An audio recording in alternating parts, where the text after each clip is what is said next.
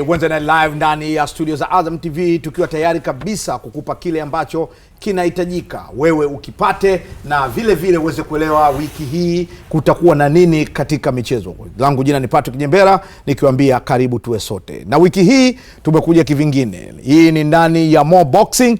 Nafahamu kwamba Mohamed Dewji ameamua sasa na yeye kuwekeza katika ngumi, na pambano la kwanza linawaangukia wa Tanzania Ibrahim Class pamoja na Juma Choki, ambao kwa upande wa Ibrahim Class yeye atacheza na bondia kutoka kule Mmexico aitwaye Gustavo Pina Megal. Na tunafahamu kabisa kwamba katika pambano hili Ibra atakuwa na kazi kwa sababu yeye hajawahi kutana na bondia ndizi. Sasa safari hii anatoka katika uzito mmoja, anashuka katika uzito mwingine ili kuweza kutetea taji lake. Lakini kwa upande mwingine tunaye bondia bingwa kutoka India, Pina J, ambaye yeye atakuwa anaoneshana kazi na kijana kutoka Tanzania, Mwinyi Mzengela. Lakini kwa sasa ninao hapa studio, na leo tutakuwa tunabadilishana tofauti pamoja na promoter hiyo game kuweza kufahamu kile ambacho kinaendelea kuelekea mchezo huo. Kwanza kabisa Ibra, karibu. Asante.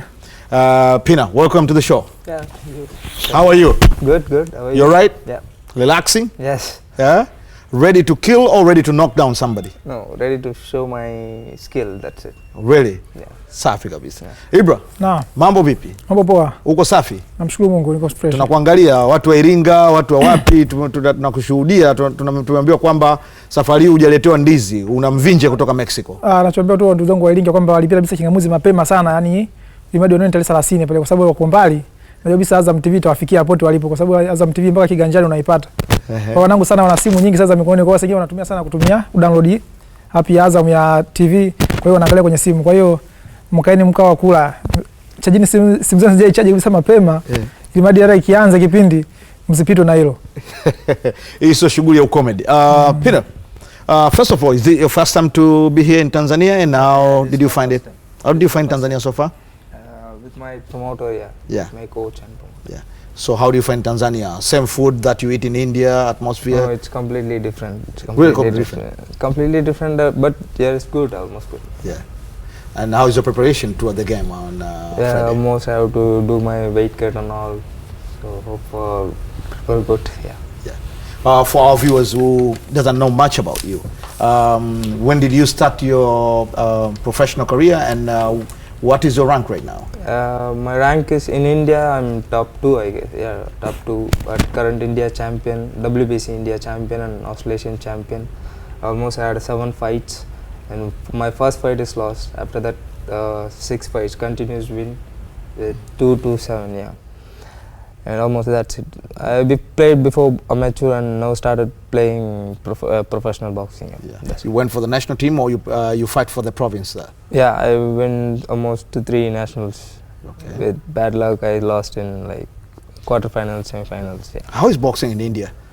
India nowadays it is growing up so much. In every state, we have almost like 1,000-1,500 boxers. Yeah, in each and every state tournament, we give 800-850 boxers entries. Now it's growing very good actually. I know that you have a manager, but how did the promoter find about you? How did you have this fight?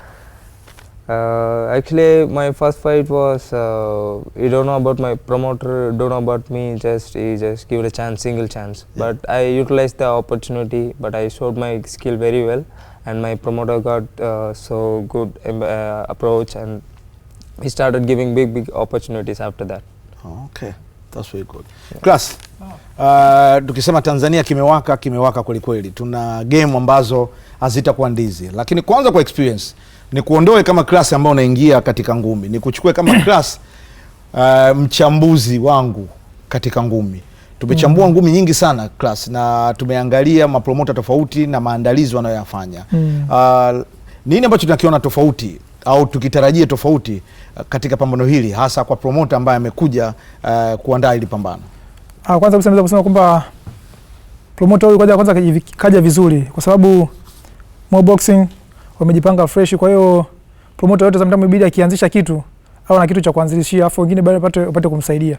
Kwa hiyo promoter anaona kajipanga vizuri, na mchezo wa ngumi utabadilika kistaili fulani, kwa kuwa ni tunatoka katika ngumi za miaka iliyopita ya nyuma hiyo, sasa tunaenda kwenye ngazi nyingine. Na vile ukiangalia Azam vile pia wana support na mambo mengi yatakuwa mazuri zaidi. Kwa hiyo ndio promoter waongezeke wengine zaidi ya more boxing, na wengine wakiongezeka kidogo ngumi sasa zitakuwa kama Ulaya, kwa sababu sisi tunategemea kuna mmoja kama sisi tunategemea ngumi, umeona. Kwa sababu ukikutana na promoter ambao kitamtamu wa mchongo waeleweki, na kwa sometimes tunatushusha chini sisi. Kwa hiyo sisi tunashukuru Mungu kwamba tumeanza more boxing, tumeanza sasa hivi, ili tuangalie tuombee Mungu na speed yao iendelee, sio kwamba tumeanza na sisi na wakastop, inakuwa sio. Kwa hiyo sisi tunaombea Mungu madi fight nyingi waziandae hapa kidogo, wabadilishe mchezo wa ngumi Tanzania. Na kwa jicho lako wewe, nafahamu wewe ushapigana Marekani, ushaishi Marekani na ukarudi hapa nyumbani Tanzania. Ukiangalia jinsi ulivyopatwa, matayarisho, makubaliano, mpaka tunaelekea kwenye eneo lenyewe la pambano, pamoja na huo umoja ambao wanao na more boxing, nini ambacho labda unaweza kutueleza wa Tanzania? Anachoeleza kwamba Tanzania kwamba umoja more boxing kwamba wamekaa kwanza wenyewe wakaangalia ngumi kwa muda mrefu. Kwa hiyo wakajua kabisa Tanzania nini kinachomisi katika upande wa ngumi. Kwa hiyo maana wamekuja wenyewe wamejitokeza kwamba ataka wasupport ngumi zifike mbali zaidi hapo walipozikuta. Na vile wanaongelea sio kusema sio Tanzania mchezo wa ngumi, yani labda mtu anakuwa anajulikana na kwa wachache. Kwa nini wakati mabondia wapo karibia 3000 elfu ngapi, umeona? Kwa hiyo inakuja kwa sababu labda ambao wanajulikana vile kama kina Ibra Class, kujulikana wengine kwa sababu patikana watu wengi zaidi ambao wanakuwa superstar katika mchezo wa ngumi, kwamba wanajulikana, sio kwamba kiasi tunajua labda mtu fulani anajulikana mtu fulani hivi, hapana. Kwa hiyo wamekuja imadi kupush ngumi ziende juu, na vile wa mabondia wajikizi kama yani kama kazi, imadi wani wapate kama nao riziki zao katika kupitia ngumi, na ndoto za watu ambazo mabondia wengine ambao wataka kufika mbali katika mchezo wa ngumi ziende mbele, zisirudi nyuma kabisa, kwamba bwana mtu anakata tamaa sometimes kwamba ngumi bwana mbona hazieleweki. Lakini watu sasa wanapa push, wanakuja kutupush mabondia kama tufike mbele. So when I come to you, you're fighting versus Mwenye Mzengela. Do you know anything about him, or what do you know about him so far? Nothing. I just saw his profile rank, box rank, and he fight a lot, like almost 30 fights. I guess something 17 wins and 10 loss, something draw, and nothing. He had a good preparation. I have a good preparation. Nothing. It's about how dedication with the in between the boxes. So let's hope who wins. That's it. No before planning and all. Who wins? I'll do knockout. That thing. Over talks. No over talks. Just cool. Just he will show his game. I will show my game. That's it. Let's see who wins. Yeah. For a boxer, when you fight away from home. Sorry? When you fight away from home. It's like right now you're in Tanzania. You're not in India. Yeah. How is it? How does it feel fighting away from home? I hope the Tanzanian people will also cheer up for me. So I saw some people's there, or everyone is good here, right?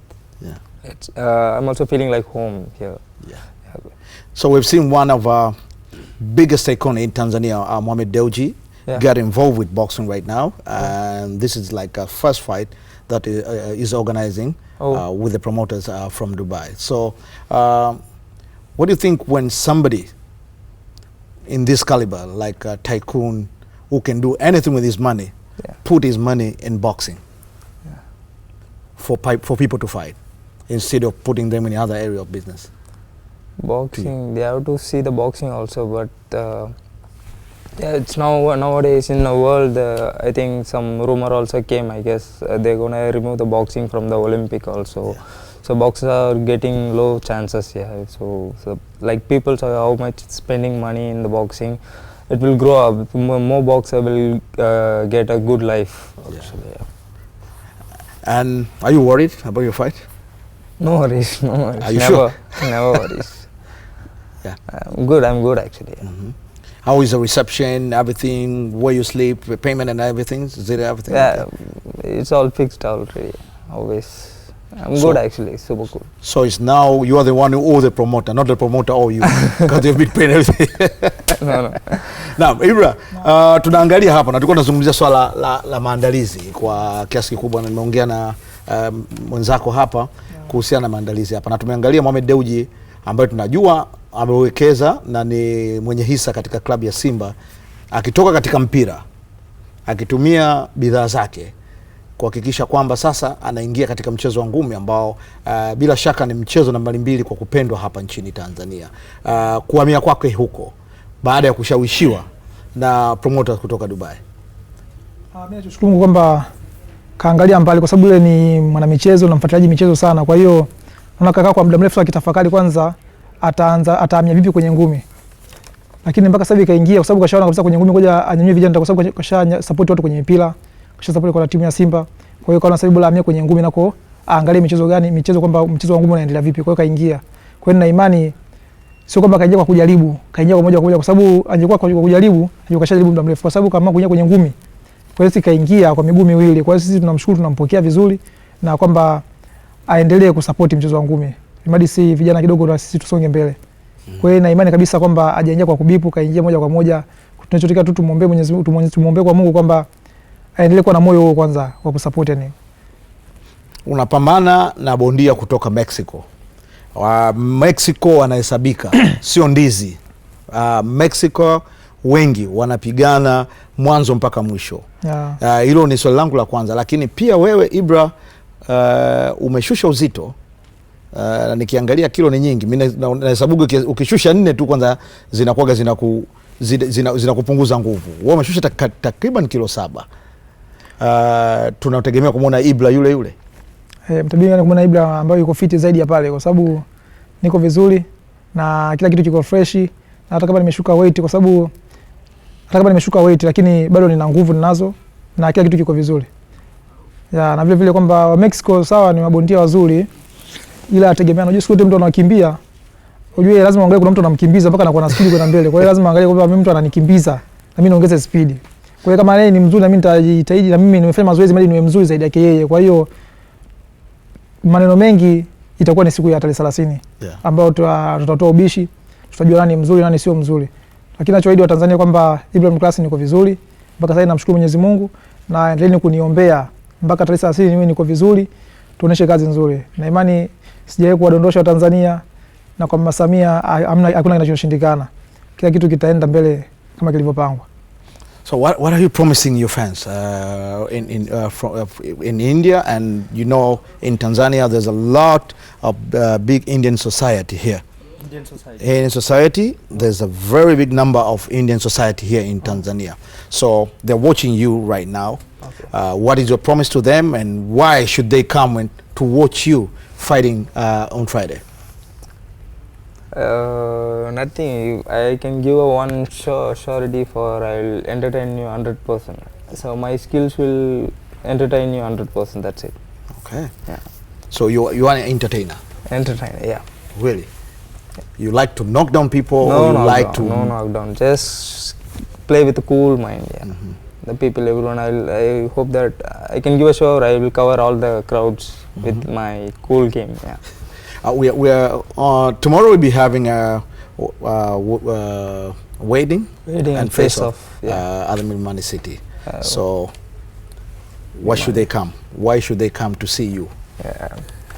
So no need to come on wait and face off. Just come for the fight. I will give my show. Yeah. Safi kabisa. Ibra, kesho tunapima uzito. Mlimani City saa 5 kamili. Na katika hilo una nini la kuambia watazamaji wa Azam TV na wale ambao watakuwepo kuja kuwapima ubavu? Nachowaambia kwamba vile vile kwamba Watanzania kwa ujumla, ndugu zangu wa Iringa, ndugu zangu wa Songea, wa Dodoma, Tanga, wapi kokote, mikoa yote, nachowaambia kwamba kesho tunapima uzito kwa kujiandaa kwa pambano la tarehe 30. Nachowaambia kwamba tuombeane uzima, Mwenyezi Mungu atubariki, kwa sababu sasa tuko wazima, lakini Mwenyezi Mungu azidi kutubariki tuendelee kuwa wazima mpaka siku ya tarehe 30.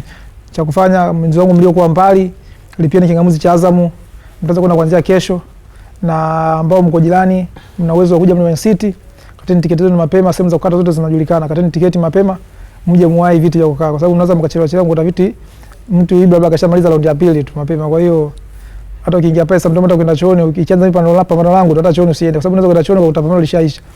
Kwa hiyo nachoambia tu kwamba kwanza sasa hivi yani mambo yatakuwa mazuri.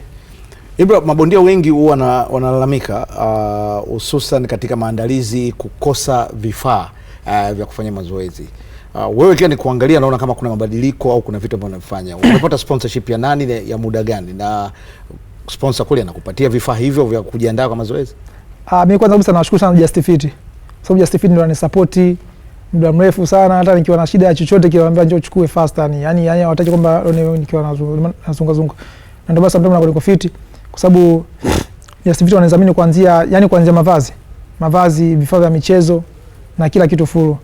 Kwa hiyo nachowashukuru Just Fit kwamba kwa hilo kwamba wananikea sana. Kwa hiyo hawataki uone labda nikihangaika na hiyo na hivi. Ndio maana sometimes nakuwa labda niko mazoezini wasimisi kitu chochote katika kwenye training zangu kwa sababu nakuwa kila kitu ninacho. Kwa hiyo labda nilete sababu nyingine. How long have you been training after signing the contract for this fight? This fight? Yeah. For 1.5 months, almost like 19 days. Like a month? Like a month, only a month, yeah. Everything went well? No injury, no whatever? No injury, nothing. What was a difficult time during your training? Sorry? What was a difficult time when you were preparing for this? That's not for this fight, every fight. I just struggle for the weight loss only for weight cuttings. Okay. Yeah. So how many calories? I mean, how much? How did you? I still have more 3 kgs, I guess. Yeah. 3 kgs. 3 kgs. I used to guess. Okay.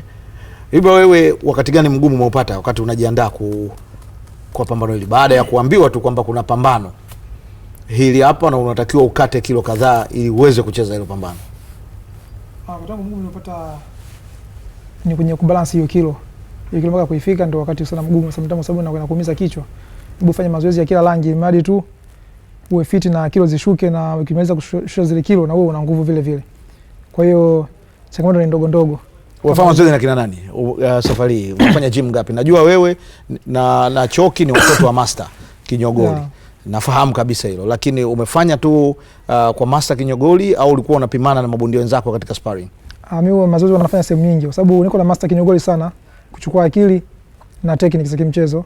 Na vile nakuwa niko ngome kwa Ticha Mzonge ambapo sometimes nakuwa katika sparring kina Kidunda, gari ya 5, Jibucha. Ngoja unafanya sparring na Kidunda? Yeah. Yeah.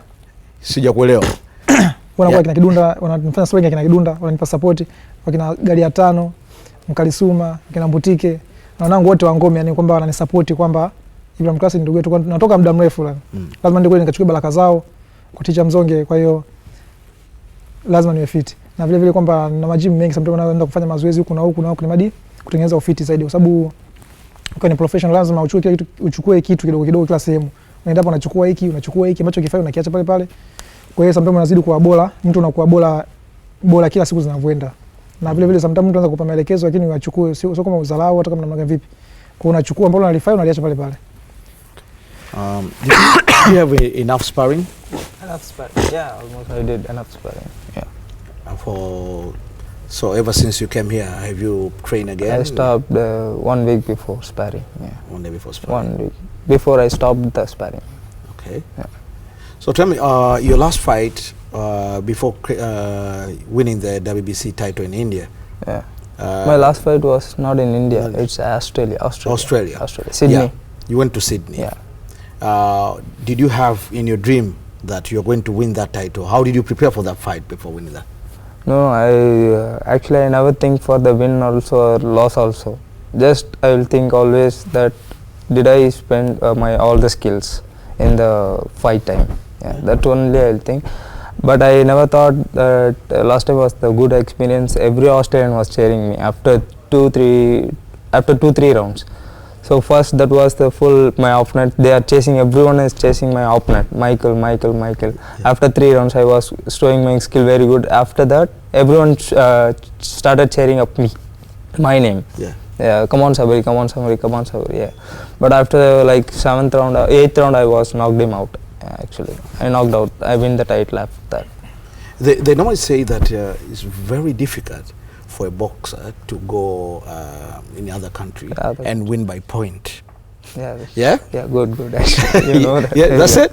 Because Ibra also have been telling me that if they go abroad and finish the game, it's really difficult for a boxer from outside the country to win by point. So, boxing, that's the main problem. So actually in a runner everyone can see who is coming first. In a football also the score will be open if you put the goal, but boxing not like that. So only it's upon referee. It's about referee, how it's putting, closing, any time that can change the points. Ibra, mapambano na nimetoka kumuuliza hapa swali kwamba mara nyingi mabondia wakitoka nje au mkienda nje mkicheza ngumi mpaka raundi ya mwisho, bondia mgeni ni vigumu sana kupata ushindi kwa point. Kwa nini inakuwa hivyo? Hiyo inakuwa sometimes hivyo kwa sababu ujue sometimes nchi kama nchi, sometimes kama vile watu mapromota kuna wengine wanakuwa na mabondia wao, kwa sometimes kwa akiandaa fight anataka bondia yake na kutafuta wewe, anataka bondia yake ashinde, sio kwamba bondia yake aenda kapigwe. Sababu kana kulipia hoteli, wakulipie tiketi ya ndege, kila kitu, ule chakula, alafu mwisho siku wetu umalize fight useme umeshinda. Kwa hiyo sometimes inakuwa inatakiwa knockout ambayo ile hainaga maamuzi mengi. Kwa hiyo sometimes inakuwa hivyo kwamba tumabondia kwamba tujifunze kupitia hilo kwamba bwana, ukienda nchi za watu inabidi labda mtu asimalize, au la sivyo labda umetoka nchi fulani kwa nchi fulani mkakutania ugenini, pale kidogo majibu yanakuwa mazuri. Lakini ukimkuta mtu kwenye nchi yake kidogo inakuwa utawala kidogo. Mmoja wa bondia ambao Ibra unawazungumziaga na tumekuwa tukizungumza tukikaa kwenye kona ni Juma Choki. Na wengi walikuwa kitaka au wamekuwa kipenda wamuone Juma Choki anapata mapambano ya watu kimataifa. Safari Juma amepata. Labda kwa experience yako unamzungumziaje na pambano la Choki tunataraji kuliona likiwa katika level gani? Kwanza kabisa mimi Juma Choki ni ndugu yangu, ni kama ni ndugu kwa sababu tumetoka mbali pamoja. Tuko Manzese kule, tuko pamoja tunazunguka, lakini na vile sometimes hata kikaa muda mrefu hajaweza fight, sometimes wananipigia wana Ibra, tunafanyaje ndugu yangu, maana mambo yaeleweke bwana, tuombe Mungu kwa sababu unajua ngumi za kibongo sometimes ndio mtu kutoa fight, mtu mpaka ajisikie bwana anakupa fight, sometimes ndio mtu anakupigia simu bwana fight fulani, lakini akasha kupangia yeye kama anapigana, lakini sasa sometimes unasema ujifikiria mimi napigana mimi, sometimes naumia, afu mwisho wa siku eti mtu anakupigia promoter bwana kuna 500,000 hapa, yani anachukua kama easy tu fulani vile. Lakini nashukuru Mungu kwamba kapata fight kubwa hii hapa, hii atafanya vizuri. Choki na muamini, tumefanya sparring nzuri, kwa hiyo yani hakuna kitachoshindikana, sumu zote tumewezeshana, kwa hiyo hapa kazi. Kwa hiyo yani mimi nafurahi kwanza Juma Choki kucheza hii fight, nafurahi sana, yani sina mengine kusema, lakini ninachomwambia dua tu kwamba tufanye vizuri, tuitetee nchi yetu kwa sababu sisi ndio tunawakilisha nchi hapa. Kwa hiyo tufanye vizuri tumadi mambo yaende poa. Do you have a goal of being a world champion? And if that yes, how long should we wait for you to be the world champion? Not particular goal anything. Just keep moving, that's it. So how many fights, how many losses, how many misses, doesn't matter. Just the matter is you just move, keep moving. Don't hold up on the same place. That's it. And no goals. Seriously, no goals. No goals. To become a world champion or no goals. Just keep moving. Yeah. How long I can reach, I will reach. That's it. Okay. Now, and your experience now, you have seen. You know they say that when boxers sees one another, they see a lot of picture behind it. Yeah, behind it. Yes. You have seen the Tanzanian boxer. What do you see behind them? I think he's very strong. It's very tough to make him knock. Yeah. I can play with him, but I can play with my mindset. My plus point is my mind. I never get angry and I'll play cool with smile also. Oh yeah. Very calm. So you're one of those relaxing boxer who like to lead mind round by round, or one of those boxer who change according to what the corner says. Which one are you there? It's tough to say, but I'll never listen the second people's also. I just go with my mind. Sometimes it's bad actually, but I have to listen the seconds people. They are looking from outside. They will only can understand the mistakes, but I will never listen. That's my mistake. Yeah. Ibra. Naam. Serikali ya Tanzania ipo inakuangalia. Wa Tanzania tupo. Yaani kuweke wazi tu Ibra, mimi niko pembeni pale. Yaani nitakuwa pembeni pale. Na nitazungumza yote. Ukipigwa ya chembe nasema ile imepigwa kali, kapigwa ya kidevu kali sana. Alafu sio yoga naruka na inuka kabisa pale. Lakini nini ambacho unatuahidi wa Tanzania katika mchezo huu ambao utapigwa siku ya Ijumaa pale katika ukumbi wa Mlimani City, Dar es Salaam? Ninachoahidi wa Tanzania na serikali yangu kwa ujumla kwamba Ibrahim Class niko vizuri. Na nimefanya mazoezi kwa kushinda, sio kwa kushindwa. Kwa hiyo niombe kwamba yani tuombeane dua, mengine kitokea ni ya Mungu, lakini imani yangu yote mimi nimefanya mazoezi ili nije nishinde na mkanda ubaki hapa Tanzania usende Mmexico. Kwa hiyo naomba kwamba tuombeane dua, tuombeane uzima, kila kitu kiende fresh. Ibrahim Class niko fresh, niko fit, nimetrain vya kutosha. Kwa hiyo ndio hivyo. Una uhakika wa kubakiza mkanda hapa Tanzania? Ya, tuombe Mungu. Uhakika upo. Kabisa. Ya. Kila unavokaa ukiangalia macho yako, naona kabisa ukiangalia akili yako, unaona mkanda unabaki. Naona mkanda umebaki. Lengo lako ni nini Ibra baada ya kuchukua mkanda huu? Baada ya kuchukua mkanda huu, lengo langu mimi ni pigane mikanda mingine mikubwa mingine. Sasa hivi nataka nipate WBC, WBO, IBF ya dunia. Kwa hiyo sometime, kwa hiyo yani ndio akili yangu sana ambayo inawaza hapo. Kwa hiyo yani siangalia hapa, naangalia mbeleni ambako nakoenda. What's your focus after this fight? After this fight on Friday, after Friday fight, what's your focus on your career? Okay, I'm just going to take 2-3 months break after this, I guess. 2 months? 2-3 months, yeah. Full complete rest. I'm feeling full of like soreness and injuries, lot of body pain. Rest also must for the body, right? Then, yeah, I'm planning to take rest for 2-3 months, yeah. After that, I'm going to bang again, yeah. So if the promoter had some more money and there is a world title belt, you'll be relaxing or you go back to the ring? Definitely I'll go back. Ibra, no. Anasema yeye anaweza akadadili. Nimemuuliza kuhusiana na kile ambacho anakifikiria baada ya pambano hili, akasema atapumzika kwa muda mrefu. Lakini kaambia kama ikiwekwa hela na mkanda ukawekwa, atapigana. Anaambia kwamba atapigana. Sasa wewe utapumzika baada ya pambano hili? Kwa sababu mimi inategemea na ujue sometimes kupumzika inategemea bondia labda umeshinda kwa labda umepigwa au umeshinda kwa muda gani. Sababu unaweza kushinda knockout round ya pili ya kwanza. Mimi hata hiyo mechi kesho kutwa mimi nacheza. Kwa hiyo yani inategemea na mwili wako labda umeusumbua vipi. Kwa hiyo kama umemaliza round zote at least ukae ba miezi miwili sasa tuje ucheze na kwa vizuri zaidi kwa kimchezo wa boxing. Hakika kama umeshinda mchezo mapema KO, kwa hata kama ikiwa mwezi unakuja mimi naweza ngacheza vile vile. Okay. Yeah. Tukiangalia muda ambao promotion imefanyika hii game na Azam TV kuanza kupromote, tunaona kwamba ni muda ambao haukuwa mkubwa sana, lakini Azam TV kurudi hewani baada ya pambano moja tu weekend iliyopita na kurudi na wewe Ibrahim Class, nini unachozungumzia kwa hili kwa Azam TV kuweza kulipeleka pambano lako hewani? Kwanza mimi napenda kushukuru sana Azam TV kwa sababu Azam TV ndio umefanya kwanza mchezo wa ngumi kwanza uwe mkubwa Tanzania, michezo yote kwanza hiyo mikubwa na ipate kutambulika, na mabondia vile tupate kutambulika zaidi. Kwa hiyo kwa hapa, kwa hiyo nachometoa Azam TV kwamba wana moyo yani wao wana moyo wa kutusupport, na vile vile kwamba kitendo cha kuonesha mapambano mawili kwa mwezi mmoja, hicho ni kitu ambacho sometimes ni cha yani kikubwa sana, ambacho sisi wenyewe tunalizika, tunawafarijika kwamba wana Azam TV wanatujali kwamba hivi na hivi imadi vitu viende vizuri. Kwa hiyo mimi nachoshukuru tu Azam TV kwamba waendelee na moyo kwamba watusupport sisi vijana, kwa sababu sisi ndio yani tuko kwenye mchezo, na support yenu nyinyi Azam ndio inatusaidia sisi. Tunatambulika sasa mpaka vichochoroni, ndio kipita vijijini kwa kwamba Ibra yule anapita kwa sababu ya Azam TV. Ndio kwa sababu Azam TV tushafeli, ama kwa sababu unacheza ngumi julikana kama ni bondia, unaonekana muuni tu. Lakini sasa tumefika hatua nyingine ambayo kweli Azam TV wanafanya tu unaonekana wa kimataifa. Hata kama una hela ukipita sehemu unajua yule Ibra superstar yule, akiza mtamu unaona hii kazi ya Azam hiyo. Kwa hiyo tunashukuru kwa hilo. Shukran sana Ibra, shukran sana Sabari J. Thank you very much for coming to the show, and I know that you need to relax because you have a long day tomorrow. You're going for face-off. That will be 11 at Mlimani City. Ibrahim Class, shukrani sana. Najua kwamba kesho kutakuwa kuna kupima uzito Mlimani City majira ya saa 5. And I wish you guys all the best for your fight. I'll be at the corner. If somebody get knocked down, I'll be the one laughing. But if somebody win, I'll be the one to say congratulations. Alright?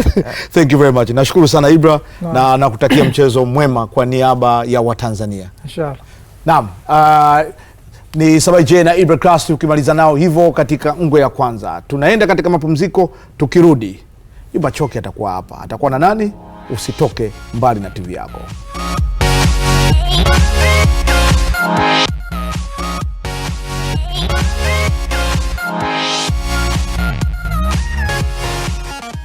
Tumerejea ndani ya Wednesday Night Live na tulikuwa hapa na Ibrahim Class akiwa na mwenzake kutoka kule India. Lakini sasa ni muda ambapo tuko hapa studio na one of the biggest pioneer of boxing in Dubai, Ahmed Sadiq, ambaye anaongozana na bondia chipkizi mkali ambaye amebadilisha mfumo wa ngumi, Juma Choki, na wao tutakuwa na yao ya kuzungumza.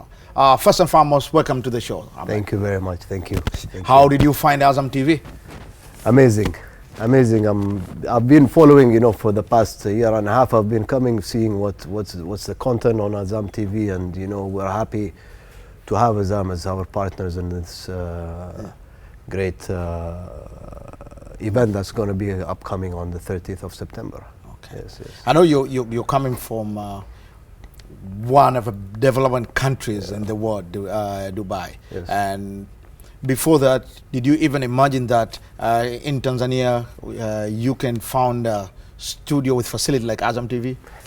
Very, very short story. The Bakhresa family is not far away from me. I had a very good friend which passed away, which is the name of Khalid Bakhresa, and I believe he is part of the family. So yeah, he always invited me to come, but then he left this world. May Allah rest his soul into peace. And for me, this is emotional moment as well, because he was a very good friend of mine that we are partnering up with Azam and the family of so you also before you used to love racing cars and stuff like that. Yes, I did, because he used to love cars too, and we met in the United States. We used to study together. Yeah. So you're one of those guys who went to NASCAR, yeah? Yeah. Okay. Yeah. I had that story. I heard that story before. So this is really Ahmed Sadiq that I heard about him before. Welcome to Tanzania, Ahmed. Thank you. So I know having a boxing fight, Ahmed Sadiq having a boxing fight is something else, because I know to arrange a fight costs a lot of money and stuff like that. But before I go to that point, how did you meet Mohammed and coming with this idea of more boxing? Actually, he's a friend of a friend. So that friend of mine, I was coming already to Zanzibar at that time, and he told me, I have a friend from Tanzania, and he does business in Zanzibar too. So we met each other, and subhanallah, the first time we met, we clicked like we knew each other for a long time, and we started to spend time, and I invited him at that time. We had a few boxing events, and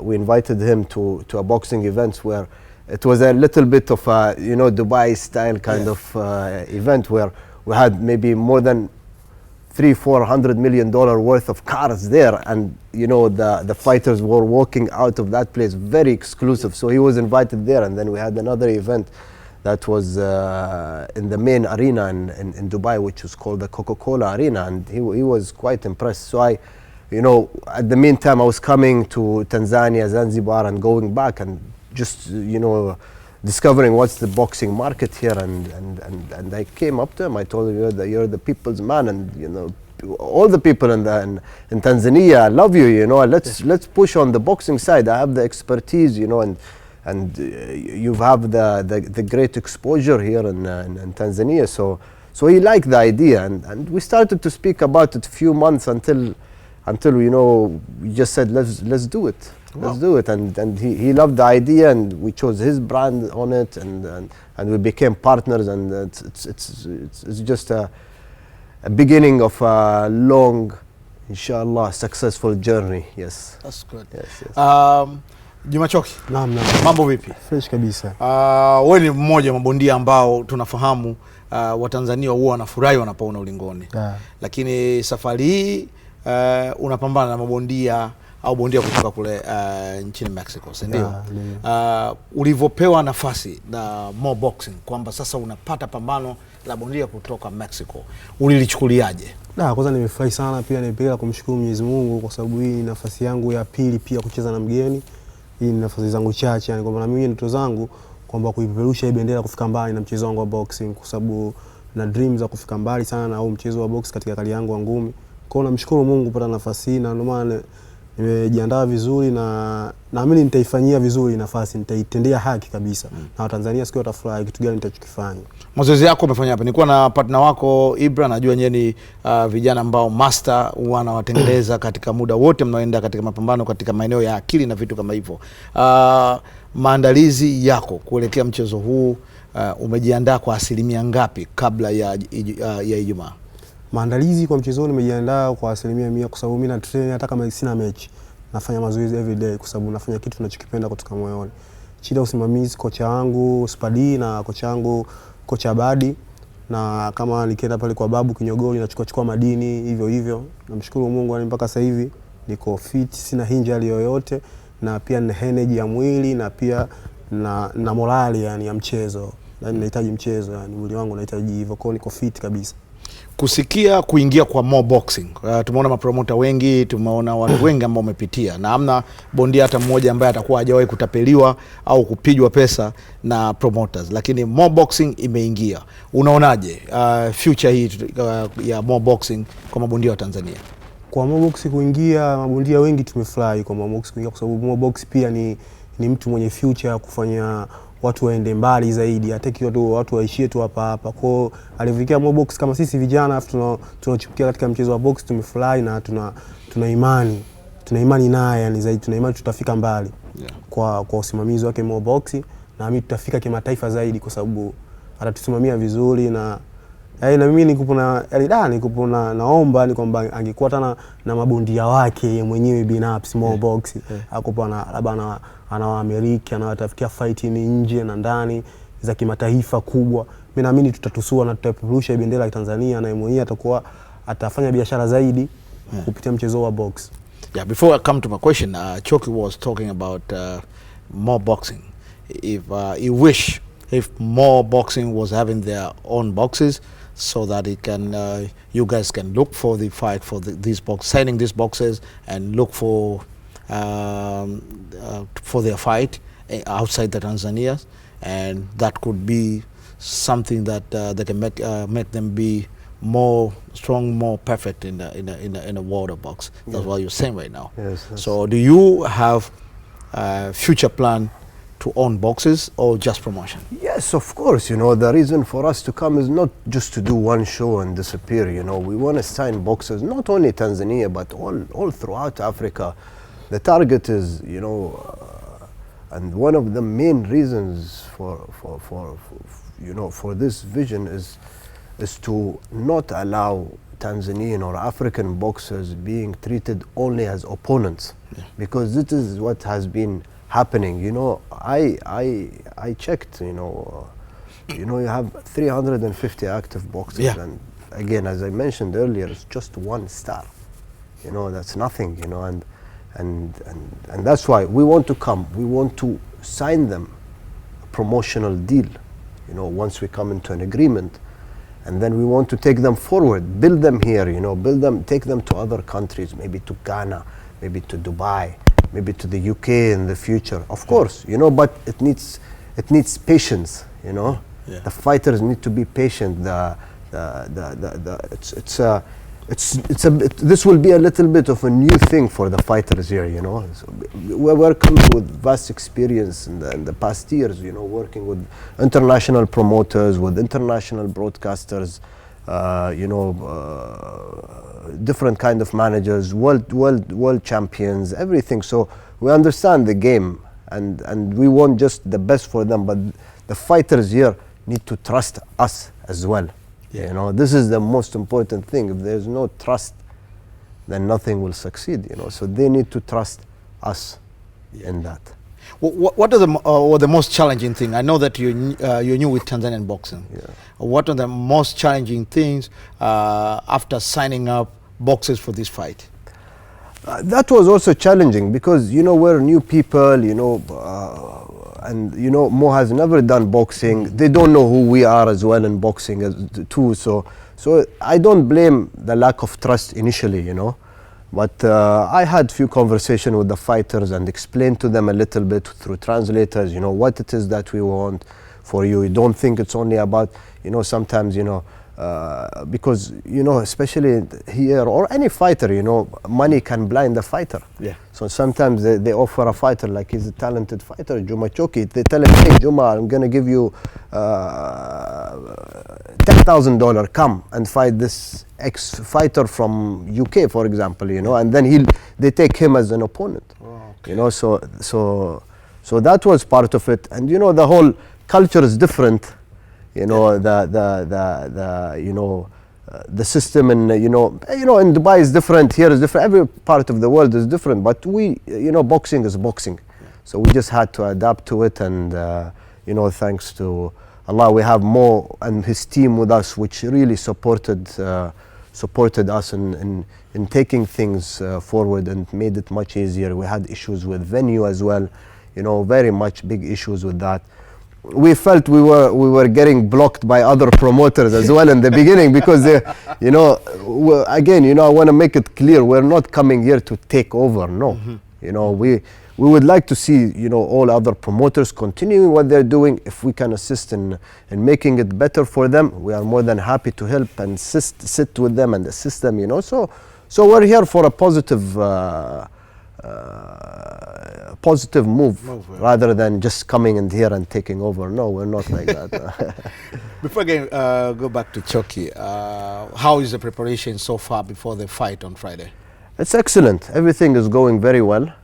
We announced the fight quite late, and but it's fine. It's the first fight. It's a new territory for us. So no issues. Everything is going as planned. Today the press conference was good.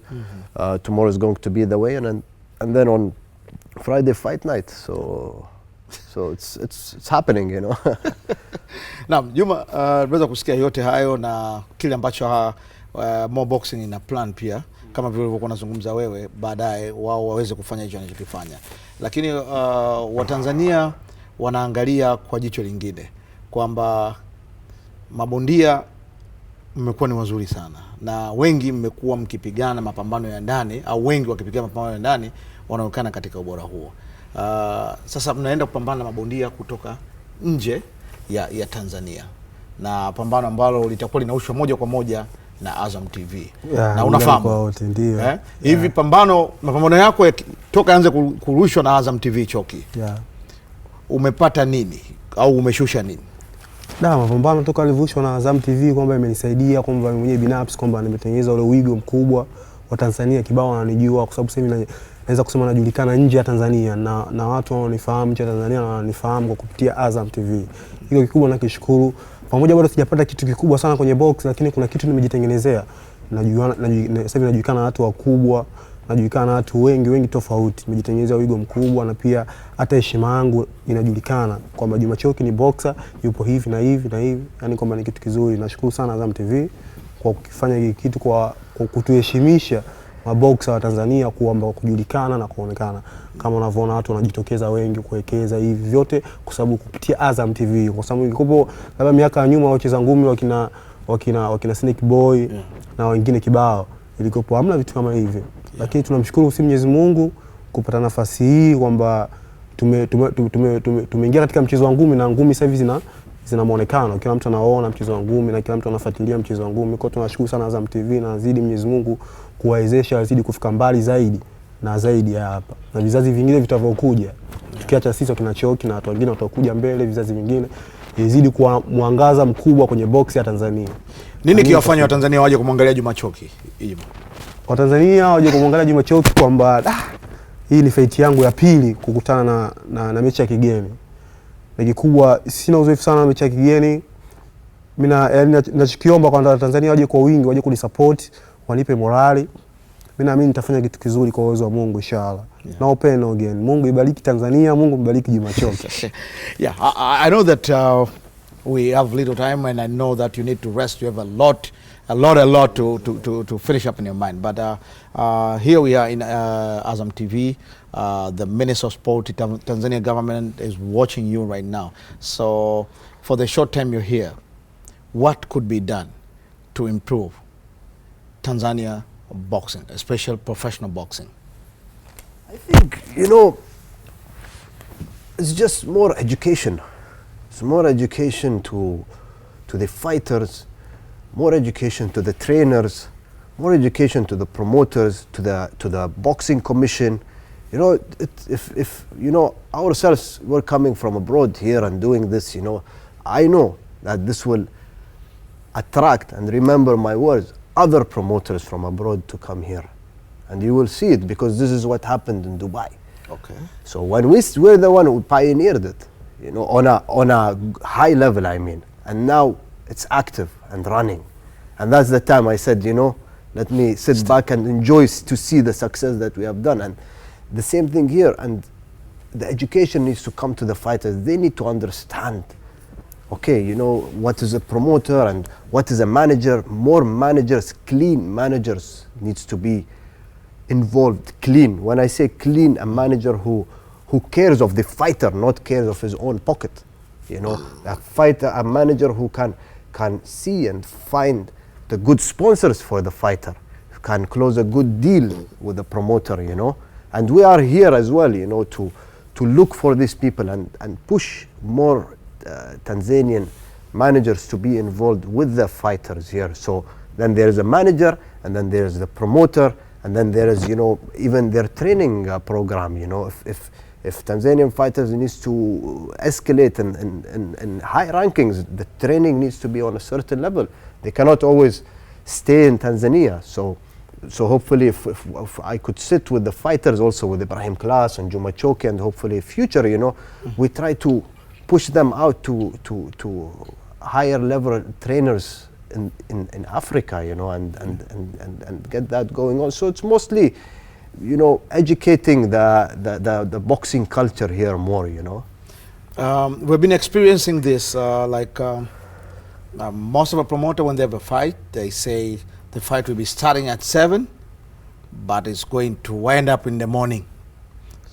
You understand? Yes. Like from 7, you find up after midnight, Yeah. the fight's still on. Yes. So what are we going to learn from more boxing? And what is the word to the fans who will come to the to Mlimani City, and also some of them who will be paying to watch live on TV? Yes, look, this is something, sometimes it's normal in boxing, you know, for it. This is something normal, but not all the time, you know. Again, here needs to come the education for the commission, for the boxers to be more, you know, disciplined in terms of, you know, timings, in terms of they need to be ready at this time, not take their time, you know. Yeah. Because if you are just starting your career and thinking you're a star, that's a big problem, you know. You need to reach a star level and then act like a star, you know. So sometimes this happens not only here, around the world, everywhere. So I mean, we're opening the doors at 6 o'clock, but you know, sometimes the main event needs to be a bit late. Yeah. So it depends. So we have a lot of good fights on. Yeah. So if knockouts happen, then it's a short night. But if the nights goes on, you know, with a full 10 rounds, yeah, then I promise you it's going to be one entertaining night and not a boring night of boxing. 100%. You know, you have Mexico, you have Tanzania, two tough boxers fighting. This is the first time, I believe, you know, Mexican fighters coming here to fight. So I mean, again, this shows the quality of you know, the effort we're trying to put to escalate even their experiences to fight such talented fighters. In a very short time, you managed to have sponsors like banks, Bajaj and stuff like that. Yes. I know. It's very rare for sponsors like them to give up some stuff in a very short call. Yes. So how did you find them, and how did you manage to convince them to give you sponsors? Well, first of all, again, thanking Mo for that, his relationships, you know, and trusting how he introduced myself as being their partner, and explaining the vision of what we have in place and the quality of production, which you will see on the 30th of September, from the canvas to the ring ropes. You will see the kind of production that we will be on-site production, I mean, you know. Yeah. So I mean, that convinced, and of course Mo's influence as well convinced, and the trust they have in whatever he will be offering, because if he's offering drinks or this or any of his product, people trust it. So yeah. So that's I think it's a matter of trusting the brand, you know. Yes, got that. Now Choki, kesho ni kupima uzito.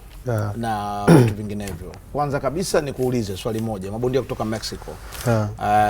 Ibra unamwonaje? Yuko tayari kwenye pambano lake? Ibra yupo fit kwa sababu tumejibika wote mazoezini. Yuko fresh kabisa. Mimi atafanya vitu vizuri. Mimi nitamfungulia njia na yeye mwenyewe atazidi kulima vizuri. Kwa hiyo kesho kupima uzito. Unawaambia nini watazamaji? Muda gani? Waje kuona nini? Japo hiyo uzito tu. Waje kwa wingi wa Tanzania wote kiujumla, bila kusahau kwetu Mtoni Kijichi. Waweze kuja kwa wingi Magomeni, Manzese, waje kwa wingi Dar es Salaam nzima, waje kuona siku hiyo kwenye kupima uzito pale Mlimani City. Mida ile ni mida saa 5 tu, waje kwa wingi, waje kuona kitu chote kinaendelea. Ahmed, last word before we wind up the show. This is special for you, for the Tanzanians and whoever have been giving and you to make it happen on Friday. I'm very happy, I would like to really thank Azam TV. I'd like to thank Mo a lot, really, from the bottom of my heart for pushing this. I would like to thank Bajaj, KCB Bank, Mo Extra, all our partners, White Sand Hotel, OTAP, everybody, the boxers, for making this happen at a short period of time. We're a bit delayed in announcing it. I would like to thank Tanzania. I would like to thank Africa, for welcoming us here and opening up their hands for us and giving us this opportunity to give. We want to give back. We come here, we got the welcome, and now we want to give back, to our boxers here, to our boxers in Africa, all of Africa. I love to spend time in Africa. I love to be in Zanzibar a lot. So for me, this is a pleasure to be here and pushing these young fighters and hopefully my dream is to see one of them fighters to fight for a world title. This is my final conclusion for our beautiful talk today, is to see Juma Choki, Ibrahim Class, Hassan Wakinyo, any other fighter to fight for a world title here in a big stadium. This is the dream. Thank you very much. Thank you very much, Ahmed. Asante sana Choki for coming over to the show today. And tomorrow we'll be having a weigh-in at the Mlimani City with face-off. Kwa hiyo Mtanzania popote pale ulipo, hiki ndo ambacho tumekuwa nacho katika Wednesday night. Saa 5 kamili Mlimani City. Kupima uzito na kuonyeshana ubabe. Tiketi bado zipo na utazipata pia pale ukija Mlimani City. Mpaka hapo kesho basi, mimi ni Patrick Nyembera nikiwatakia utazamaji mzuri wa vipindi vijavyo.